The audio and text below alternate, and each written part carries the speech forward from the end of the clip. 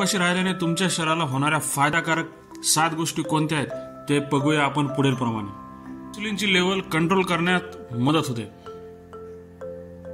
मध्ये असे कळे आहे की हार्ट डिसीज, कॅन्सर आणि आर्थरायटिस यासारख्या दीर्घकालीन आजारांमध्ये इन्फ्लामेशन असू शकते. काही अभ्यासात असे सुद्धा आढळले आहे की उपवासामुळे सुद्धा इन्फ्लामेशन कमी होऊ शकते आणि त्यामुळे आपले आरोग्य सुद्धा सुधारू शकते.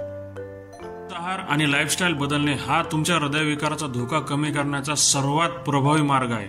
काही रिसर्चमध्ये असे आढळले आहे की आपण आपल्या रुटीनमध्ये उपवासाचा समावेश करणे महत्त्वाचे आहे, कारण त्यामुळे हृदयाचे आरोग्य आणखीन चांगले होऊ शकते.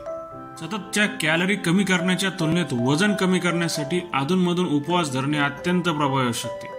या व्यतिरिक्त इतर रिसर्चमध्ये असे आढळले आहे की उपवासामुळे शरीरातील अतिरिक्त चरबी आणि पोटाची चरबी सतत कॅलरी कमी करण्याच्या तुलनेत जास्त प्रमाणात कमी होऊ शकते. एक दिवस उपवासामुळे मेटाबॉलिझम सुद्धा वाढते. त्याचबरोबर शरीराचे वजन आणि शरीरातील चरबी कमी होण्यास मदत होते.